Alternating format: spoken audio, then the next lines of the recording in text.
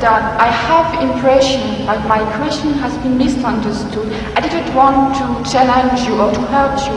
I just wanted to ask you for some advice for a person who doesn't believe.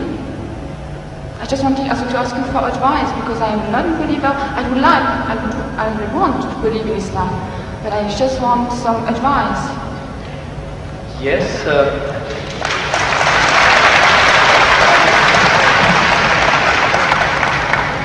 Do you not feel that there was sufficient advice? Did you require further advice? Yeah, because I didn't have the impression that my question has been really understood. So you want to know what the bases are, or what the reasons are for a person to actually believe in one God? Which reasons? Which advice would you give to a person who is a non-believer?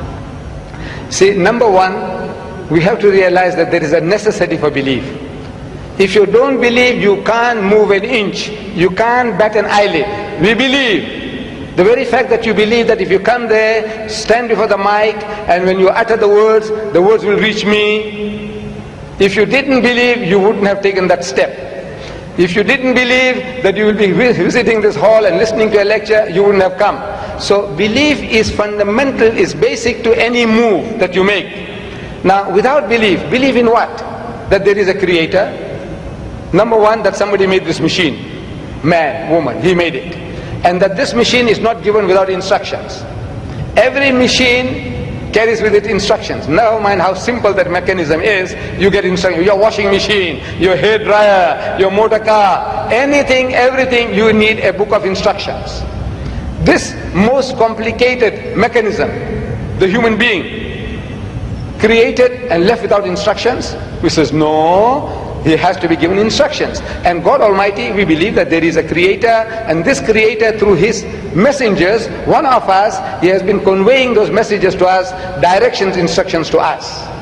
Whether those instructions remain in the pristine purity or not, that is something that is now debatable. But the instructions were given, and it is through those instructions alone can man find ethics, can man find morality. Without these instructions, there is no ethics and there is no morality.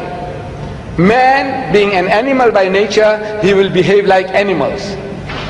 It's only because you believe that there is a creator, and this creator said that thou shalt not marry your mother, you will not marry your sister, you will not marry your daughter. We say we believe, we believe, we believe. You say no, I don't believe, then the person is nothing better than the animal.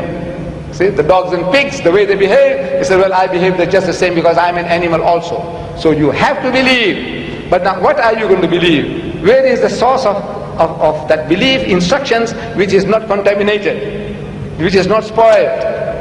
In the origin we say all prophets of God, all messengers of God were divinely ordained. But the messages, because they were not preserved, God sent messengers after messengers. Messengers after messengers. This is his way to rectify his creation.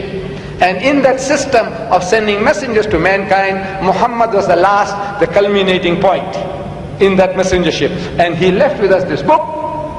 And if you read this book with an unprejudiced mind, if you haven't got one, I can present one to you if you haven't got it. This is an English translation of that book, the Quran, with an index.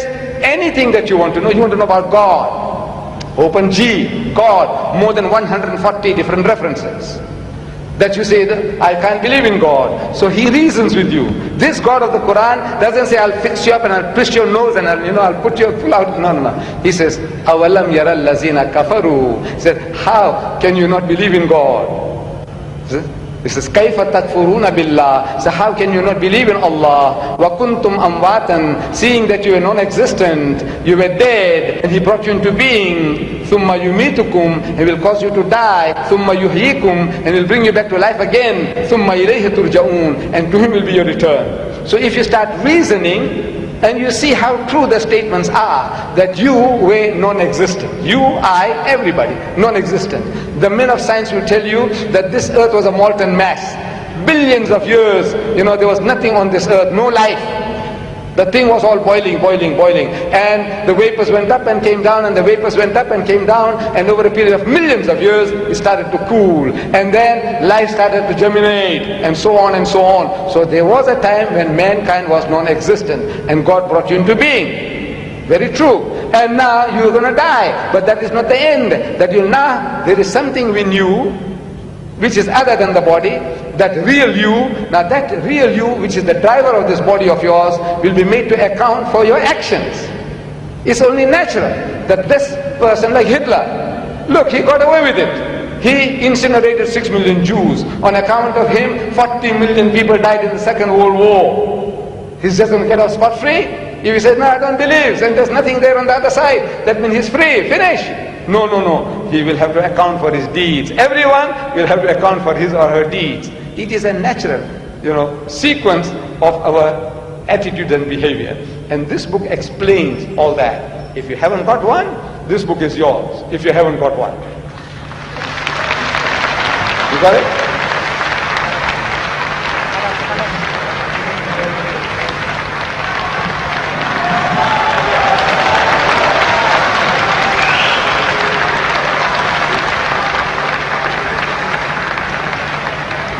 Ladies and gentlemen, unfortunately, all the things have to come to an end.